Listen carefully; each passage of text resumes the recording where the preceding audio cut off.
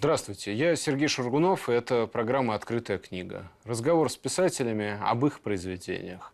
Как писал Лев Гумилев, бывают времена, когда жить легко, но очень противно.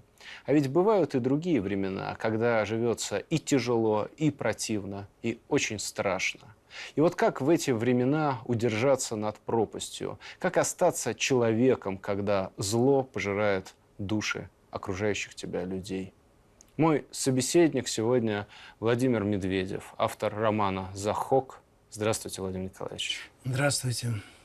И трудно, и страшно это относится к событиям, на фоне которых разворачиваются действия романа. Расскажите о них, ведь в России о той гражданской войне в Таджикистане известно мало. Ну, я сказал бы, что неизвестно практически ничего, а что и было известно, то уже давным-давно забыто. На самом деле это был самый кровавый конфликт на территории постсоветского пространства. Сколько погибло людей, сказать невозможно, потому что многие бежали. Были разрушены все старые системы учета населения. Поэтому можно сказать только одно, что погибло огромное количество людей. И это огромная трагедия для народа, от которой он потихоньку начинает отходить, хотя шрамы и раны сохраняются, несомненно, до сих пор. Вы родились в Забайкалье, но долгое время жили в Таджикистане. И вы оказались погружены в гущу не только таджикской жизни, но и таджикского смертоубийства? Наверное, да. Ну, например, мой близкий товарищ, просто замечательный человек, можно сказать, таджикский просветитель, был загадочно убит на берегу реки выстрелом в рот. Хотя он был далек от политики, он был далек от каких-то военных столкновений. Вот. И потом в больнице, рядом с которой мы жили, во дворе лежали непогребенные трупы. Хотя ислам предписывает хоронить покойников в день смерти, как вы знаете. Захок – это персонаж древнеперсидского эпоса Шахнаме. Отца-убийца, узурпатор, жестокий тиран. Из его плеч выросли две огромные змеи, которых он кормил человеческим мозгом. И именно этому мифическому персонажу сознательно подражает ваш главный антигерой Зухур Хушкадамов. Зухуршо из золотых ворот выходит. Вах, я глазам не верю. Зухуршо в камуфляж одет. На плечах у него огромная змея лежит. Как шарф, который афганцы на себя накидывают. Змея голову вытягивает, вперед смотрит. Хвост шевелится. Змея в серых и черных пятнах. И камуфляж у Зухуршо тоже серо-черный, пятнистый. И кажется, что змея из плеч растет. Это называется косплей. Когда человек переодевается в костюм любимого персонажа и подражает ему. Это вы так придумали или был действительно какой-то полевой командир, который вот таким образом наряжался? Вы знаете, это вообще, собственно, из чего возник сам роман и его замысел. Однажды мне в каком-то таком полусонном состоянии, в состоянии просонья, не то после сна, не то перед сном, у меня вдруг всплыла в голове странная фраза. Полевой командир носит на плечах змея, чтобы, так сказать, изображать Захока. Откуда взялась, я не знаю. Она вот всплыла, и все. И потом я вдруг вспомнил об одном чрезвычайно интересном человеке по имени Рахмон Гитлер. Это был полевой командир, который захватил власть в одном небольшом районе, в горной местности, и стал там, по сути дела, полноправным правителем. Причем легитимным правителем, потому что к нему приходили крестьяне, так сказать, со своими жалобами, со своими, так сказать, бытовыми проблемами. А Гитлером он сам себя обозвал? Нет.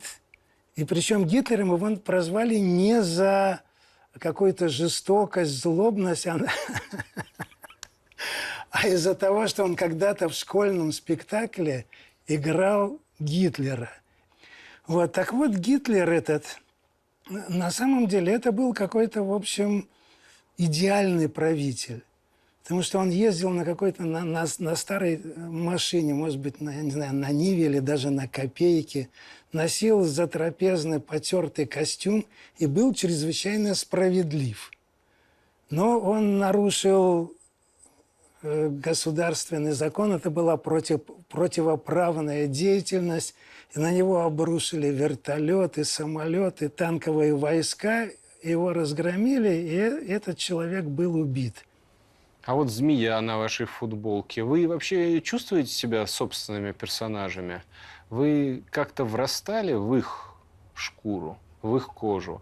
Вы ощущали, что вы и вот этот полевой командир, и тот, и пятый, и десятый, включая вашего Зухура Хушкадамова? Ну, наверное, да. Вы знаете, я этого не ощущаю. Но судя по тому, что вот я иногда не пишу, иногда диктую. Это как? На диктофон, а потом переношу на, скажем, хожу там по горам и лугам, диктую на диктофон, а потом перепечатываю на компьютере. И вот, как ни странно, я заметил, что когда я какие-то диалоги диктую, то у меня меняется голос, и я диктую голосом и интонациями этого персонажа. Значит, видимо, незаметно для себя самого я воплощаюсь в этих людей. Но если вы меня спросите, ты воплощаешься, я скажу, да нет, наверное, по-моему, нет. В романе нет явного главного героя, но есть 7 персонажей, есть 7, которые живут в горном кишлаке под названием Талхак, и там заправляет Зухур Захок.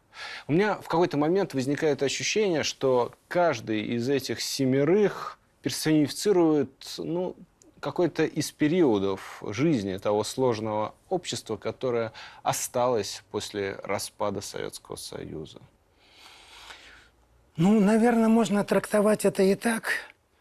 На самом деле они как бы олицетворяют различные способы отношения к власти.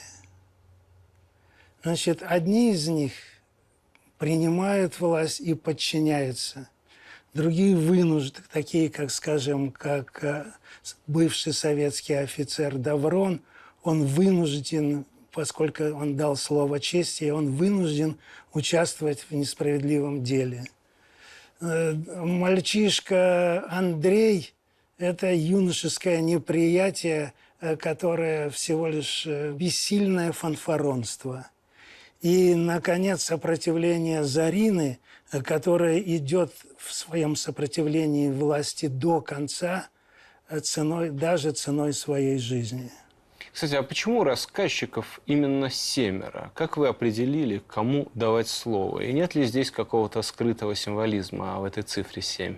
Нет, может быть, конечно, приятно думать, что здесь есть какая-то символика, но в действительности они как-то возникали сами собой, и это может быть немножко как бы пафосно, но даже и помимо моей воли. Ну вот, скажем, по крайней мере, 2 из них, это, значит, деревенский паренек Тыква и Горох, значит, трикстер такой. Я его сделал совершенно сознательно таким крутым трикстером. Вот. Они были просто эпизодическими персонажами. Нужно был кто-то, чтобы кто-то подал реплику или там, я даже не знаю, мелькнул на заднем плане. И вдруг они сами собой стали оживать, обрастать подробностями, плотями и стали, в общем, центральными персонажами произведения. Я вообще очень скептически отношусь к подобным заявлениям о том, что вот они действуют сами по себе, они говорят независимо от меня. Но, к сожалению, это действительно, вернее, не к сожалению, но это действительно так. Они действительно действуют порой сами. И автор не всегда над ними волен. Часто сюжетные повороты романа формируют случай.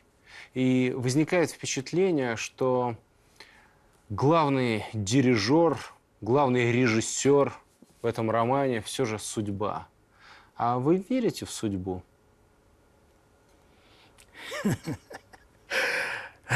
Я верю в судьбу для своих героев, но не уверен, что верю ее.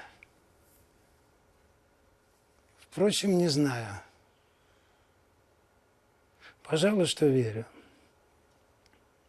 Один из героев, Олег, уроженец Душанбе и выпускник Ленинградского университета, в Таджикистан он возвращается по редакционному заданию. И он, можно сказать, наш проводник в сердце тьмы. Это ваш альтер-эго. Много ли общего между вами и этим персонажем? Вы знаете, общая только формула, которую я сам для себя придумал много лет назад, еще до распада Советского Союза. Таджикистан – это моя родина, Россия – это мое отечество. Это действительно мое внутреннее ощущение, и я думаю, его нет нужды расшифровывать. Собственно, Олега я задумал как резонера, который может прямым текстом объяснить то, чего не может сказать ни один из прочих персонажей. Как раз к теме резонерства. У Олега есть, на мой взгляд, довольно любопытное наблюдение. У таджиков, говорит он, обостренное чувство родины. Конечно, я тоже считаю Таджикистан своей родиной и испытал немалое волнение, когда самолет из Москвы приземлился в Душанбинском аэропорту. Но вряд ли мои эмоции были столь же сильны и непосредственны, как у молоденького таджика, сидевшего в соседнем кресле.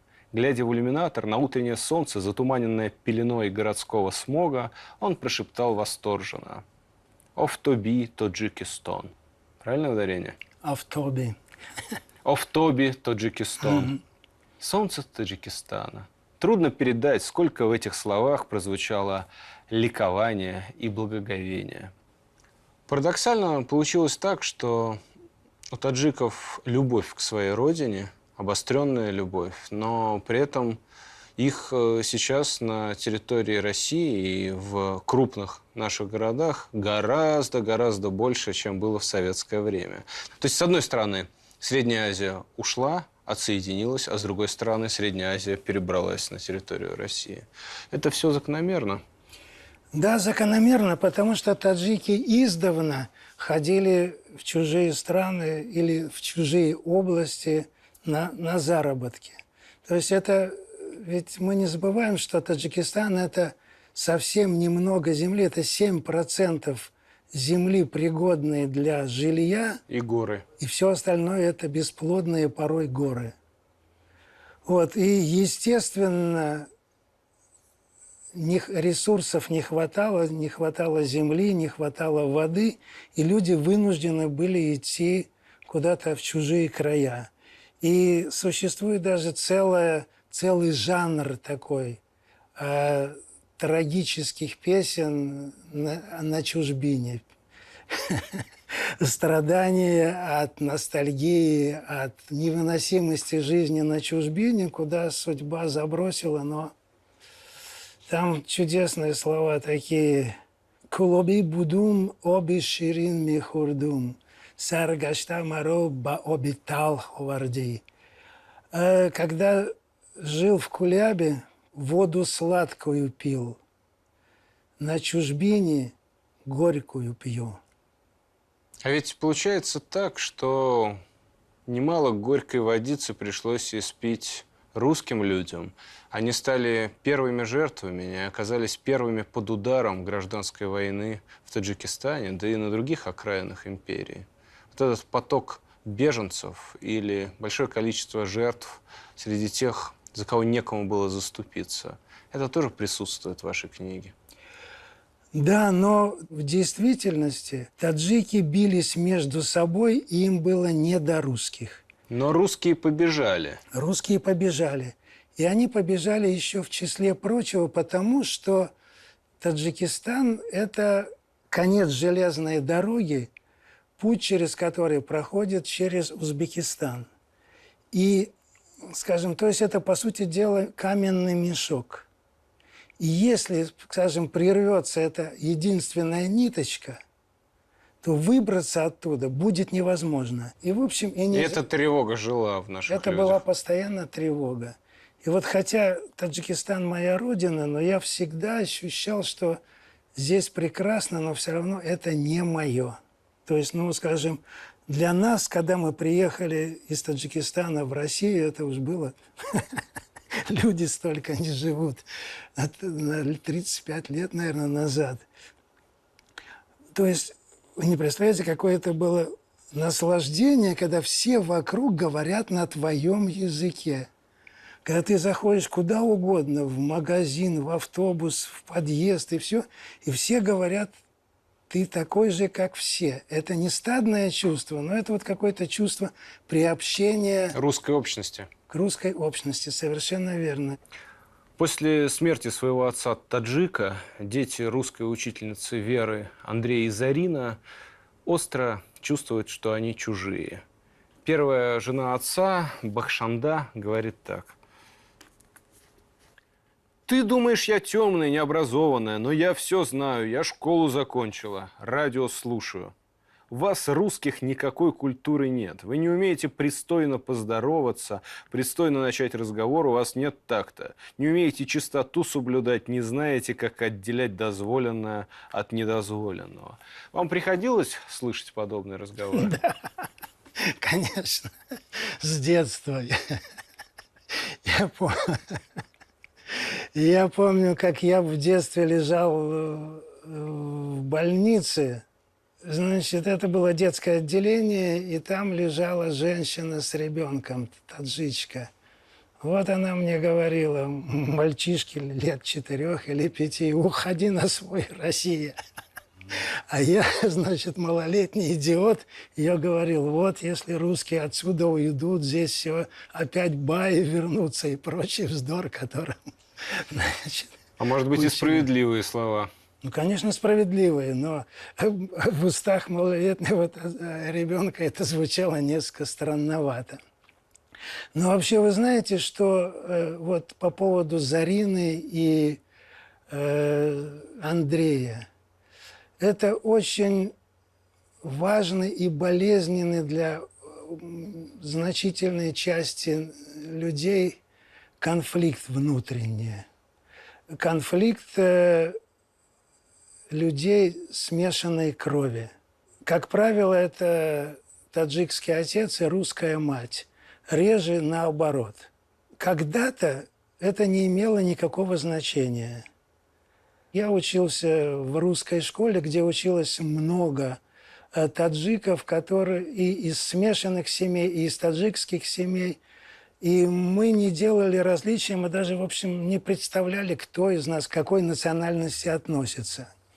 Но потом, когда в преддверии гражданской войны, когда вспыхнуло обостренное чувство национальной идентичности, и даже не вспыхнуло, а было раздуто сознательно, ну, вот, скажем, по-видимому, такой демократической интеллигенцией, то люди оказались перед выбором. Кто ты? Ты русский или таджик? И им надо было выбирать некую национальность, только одну. Он не мог быть и тем, и другим. Причем, может быть, это не столько определялось, так сказать, ну, какими-то меркантильными соображениями. Не за тем, чтобы прибиться к стае, а за тем, чтобы найти внутреннюю опору. Быть просто человеком оказалось недостаточно. В минуты роковые надо принадлежать к племени. Много хвалебных отзывов на ваш роман, но, согласитесь, было бы скучно без критики. Без критики, да. Давайте. Вот, например, читательница Татьяна Королева на Букмейте оставила такой отзыв. Внутренние монологи героев искусственные. Живые люди так не думают и не переживают. Все таджики рассуждают на языке «Тысячи и одной ночи». И все наивные, как малые дети. Но при всей своей простоте не особенно сильно переживают, когда их племянников и односельчан убивают. Думают только о том, как бы соблюсти обычаи, и вспоминают какие-то легенды и сказания. Что вы ответите на этот отзыв? Ну, я отвечу как бы двояко. С одной стороны, конечно, люди переживают. Таджики такие же люди, как и все прочие, состоящие из мяса, костей и, так сказать, из горя и из радости. Но при всем при том, где-то глубоко в душе есть внушенное исламом представление, что все в руках Божьих, и горевать слишком сильно значит противиться Божьей воле. А что касается «До 1001 ночи», я постарался показать, как в культуре и в душе современного таджика легко уживаются и древнее, и абсолютно современное, более того, советское, совсем недавнее. И таджики для меня лично – это не исключение, потому что впервые я это подметил в нас самих, то есть в русских. Когда-то, когда я еще и не думал писать никакой роман о Таджикистане, я вдруг понял, что мы, по сути дела, немногим отличаемся от людей неолита. В нас столь же много магического сознания, магических представлений и, естественно, раздробленных, естественно, нецельных, непоследовательных, но отзвуки настолько сильны, что они кажутся нам совершенно естественными. Один из героев, анализируя образ Захока, говорит: правитель состоит в симбиозе с рептилиями и, следовательно, вместе с ними питается мозгами подданных. Гениальная метафора, выражающая самую суть власти. Насилие совершается прежде всего над умами подчиненных, и лишь во вторую очередь над их телами. Объясните, а что для вас значит эта метафора? Власть питается мозгами подданных. Ну, это, собственно, метафора, которую предложил Фердауси, автор Шахнаме. Конечно, это страшный образ, змея, питающаяся человеческим мозгом. Но как ни удивительно, что этот человек за 1000 лет до нашего времени сформулировал идею, которая именно сейчас приходит в голову социологам и философам, о том, что прежде всего власть стремится овладеть сознанием человека и принудить его действовать так или иначе не насилием, а как бы по собственному его желанию. В июне 2019 года в Душанбе прошли торжества, посвященные 22-летию окончания гражданской войны. Какова сейчас ситуация в Таджикистане и возможно ли появление там новых Зухуршо? Я думаю, появление Зухуршо там невозможно. Невозможно. Невозможно. Хотя был же глава таджикского ОМОНа, который ушел в запрещенную организацию. Да, конечно, был. Это не совсем недавно. Это было совсем недавно, но он не смог действовать на территории Таджикистана. Дело в том, что несмотря на то, что мы разошлись вот уже как без малого 30 лет, но мы по-прежнему считаем эти страны и людей, которыми там живут, близкими нам. И наши связи, ну, к сожалению, их нельзя назвать такими уж прочными и такими же крепкими. Но они, несомненно, существуют. Но ведь нужны переводы, нужно ездить друг к другу в гости. Да, конечно, но, боюсь, сейчас время не очень хорошее для литературы. Потому что, ну, не знаю, может быть, это время перемен. До сих пор. Я думаю, что перемены, как говорят нам мудрецы, время перемен только начинается. На форзаце вашей книги стоит посвящение Людмиле с любовью. Скажите, она прочитала книгу? Она ее читала множество раз по маленьким отрывкам и потом прочитала. Это моя жена, и надо сказать, то, что я написал этот роман, это очень во многом это ее заслуга. без ее поддержки я не уверен, что я бы все это дело осилил. Тогда я попрошу вас посвятить нашей программе несколько строк на прощание. С удовольствием.